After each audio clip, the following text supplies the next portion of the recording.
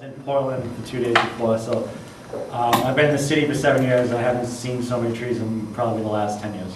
So it's a good experience. So a little bit about myself. Like I said, from Providence, live in New York. I'm a restaurant worker of almost 11 years now. I'll be 27 this month, so it's been for a good portion of my life, sadly. And I also have done labor organizing, environmental organizing, and student organizing. At the moment, I'm a volunteer organizer with a group called the Restaurant Opportunity Center of New York. It's a worker center that's membership-based that tries to fight for justice in the restaurant industry. And I'm also one of the founding members of Organization for a Free Society. My name is Casey. Thanks for having us out here. I come from Rochester, New York. I'm raised there. I now attend Bard College. I'm a film student, a human rights student there. At Bard, I organize around issues surrounding Israel-Palestine, as well as labor and justice on campus. In Rochester, where I'm there every summer, and I was active in the high school student movement there when I was in high school, and the issues in Rochester mostly revolve around, one of the biggest issues there is the mayoral control of public schools. And so that's been a big movement over the last year that we've been fighting for. And I've been involved with the Organization for a Free Society for the last year. All right, so as the title of the talk kind of says, we're going to really go through that. Our analysis, our vision, some strategy, and we're really looking forward to having some discussion. And I said this before, but I say again, I have a thick New England accent. If you can't understand what I'm saying, feel free to ask questions. So a little bit about how we started. We really did come out of the student movement, kind of, though a lot of us had dual activist personalities. I have always been involved in labor. People have always involved in student and also the issue at the same time. But kind of came out of that realizing that the need for a more unified political organization that can help spread politics and help inject a certain strategy into social movements to help build social movements. And we officially came public at the Left Forum in New York City in 2000, what's this month, the year? 2010. Big coming out party was at the Social Forum this year. We formed, though, at the beginning of 2009, end of 2008, but we kind of wanted to work on internal structure before we came public. So a little bit about us. You can ask us questions later if you have any. So we'll start out a bit. Yeah, so you want us to go to Casey? Sure. So start off. Well, actually, I want to say when to the FBI thing. I think it's important. I want to encourage everyone to go to the FBI thing. Just I will share one personal experience I've had before. Through the student movement, we did a occupation of the military equipment center in '07, which actually was right after some people in Olympia was the part of military resistance, and we actually dedicated the occupation to the people in PMR. And the next year on St. Patrick's Day, which is my favorite holiday, I got a call and visit from the FBI, and I moved so many times that year that they went to the wrong apartment. And but they visited about 10 or 12 of us that were involved in an occupation that was totally nonviolent. It was really just kind of intimidated us, so it can happen to anyone. Even we're totally nonviolent and do lots of stuff. So I encourage people to do that. Yeah, I would also. We just had one of the folks from Minneapolis come to Bard to give a similar talk. And I think it might be the same person just coming here. Yeah. And I was familiar with the struggle. I think we know similar people in Chicago, but hearing them speak now and everything that they're going through still, it's definitely worthwhile to go out and give them your support. I guess one of the ways we can start off talking about our analysis, vision, and strategy would be with the analysis and maybe what makes us different than other organizations and why that is. Coming out of the student movement in New York, they were sort of very aware of issues historically on the left and why we wanted to go in a slightly different direction with a different sort of analysis. And so essentially we hold that human society, social interaction breaks down into 4 spheres. That you have a political sphere, an economic sphere, a kinship sphere, which is gender, sexuality, family, and community sphere, which is race, ethnicity, religion, celebrations, etc. And all of those spheres are within the context of ecology, the world that we live in, and also in an international context, that each of those spheres is slightly different from nation to nation. And the reason that we choose to look at the world in that way is that it helps us understand the oppressions that exist in each one of those spheres. So within the political sphere, we understand that the political environment that we live in certainly has oppressive tendencies, that the economic situation that we have is also oppressive and produces class oppression. And in the kinship sphere, you have sexual and heterosexual oppression. And in the communal sphere, you have racist, nationalist oppression, all of that. And we want to understand each one of those oppressions and the phenomena in each one of those spheres in terms of one another. And this is where we might differ from a lot of other organizations historically on the left. That you might have, over the course of left history, organizations that want to rally around one particular sphere and one particular form of oppression, or two. So you might have a focus on class oppression as the root of oppression throughout society, or racist oppression, white supremacy as the root of oppression throughout society. And we want to say that in reality, each one of these oppressions is actually co-defined and supported by one another. And that if we want to effectively address the nature of oppression within society, we have to really understand each one of them in each of their spheres and how they relate to one another. And so we have a vision, or an analysis rather, that says that each one of them needs to be completely understood if we're going to address any one. And that is one of the core differences, and we think that rather than focusing entirely or primarily on one form of oppression in one sphere and taking a more holistic approach will prevent us from falling victim to a lot of the same problems that historically have occurred on the left.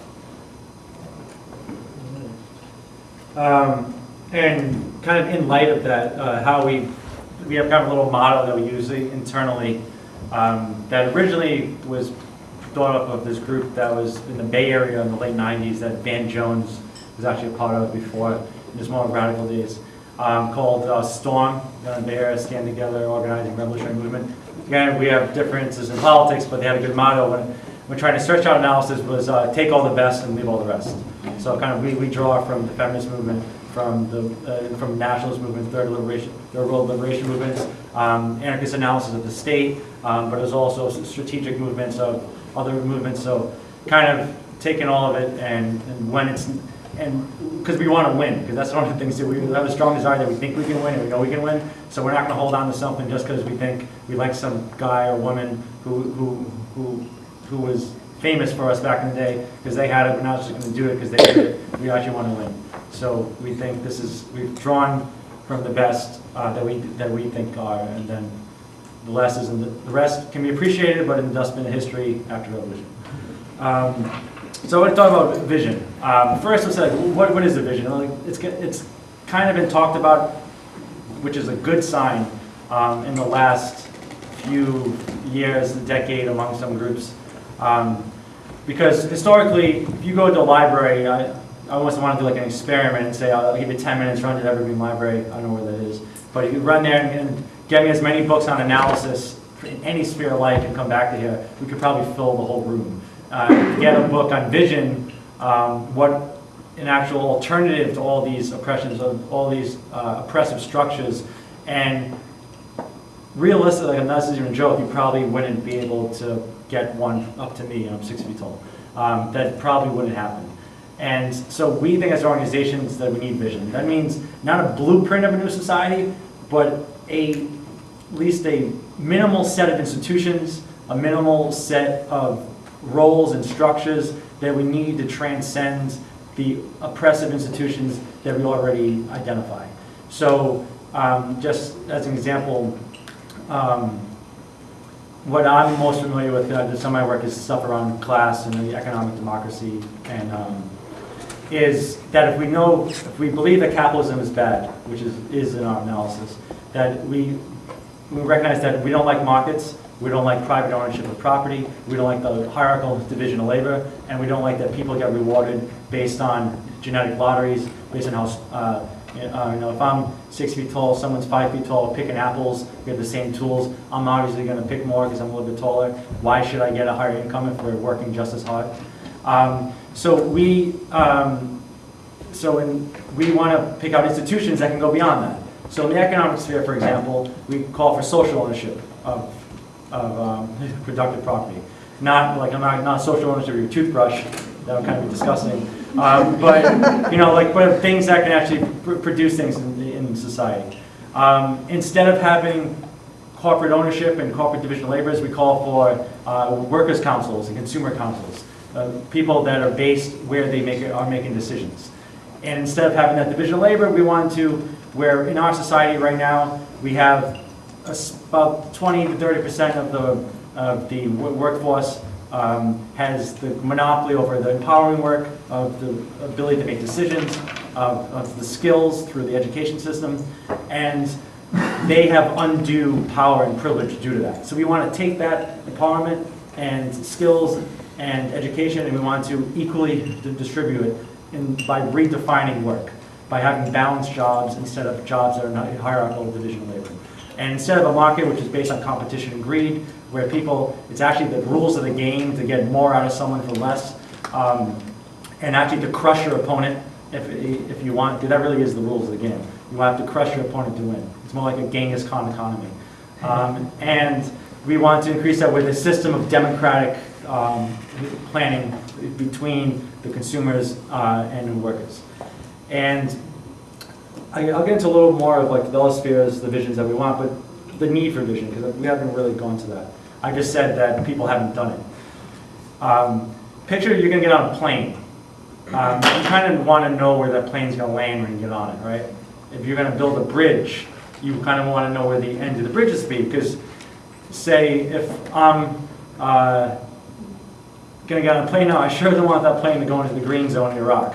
Or I don't want that to go into the middle of the ocean. We have to know where we're going to go, because that helps us build shape our strategy. What kind of plane are we going to need?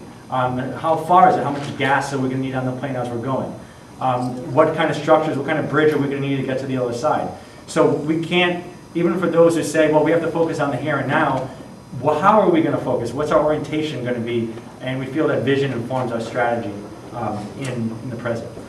And also, I think, especially in a time, especially youth, our generation, we've seen so-called alternatives to capitalism. You know, what's been called socialism has been called communism, though I don't think those are what I would call socialism and communism. We've seen that it's failed, it's horrible, we wouldn't like it. We see what our world has produced, capitalism has produced. It's pretty bad. We're going to be the first generation that might not make us more than our parents. We're living in a home longer than ever because we can't get jobs and we can't find an affordable rent. So things are bad, but at least you might have a roof over your head. You know, some people don't, and that's huge, but most people do, at least in the advanced and the industrialized nations. That we have some sense of security, but even though it kind of sucks. So in order to give people hope, like an incentive, why would I give up and put my life on the line for something that might work? That might be like, oh, some vague values of, it's going to, what is socialism really going to be? Well, it's going to be better than capitalism. Okay, it's going to be where people have what they need. Okay, like literally, I had someone on a panel one time ask me, there was an immigration panel, but it came down to battling capitalism, using the college Republicans, but that doesn't really matter. They're like, okay, well, how would soap be made?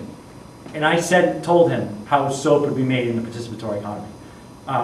Not necessarily like, well, an idea, you know, there would be consumers, production councils, there would be back and forth costing. Like I was able to answer the question. And how many times does somebody ask you, okay, well, I know what you're against, but what are you for? And they're like, and it doesn't really, and we think that to overcome the cynicalness, I think that's a word, of our society, it's not necessarily that people don't know what's wrong, or that people already know what's wrong, but they don't think that there's an alternative. So offering a vision can provide that hope.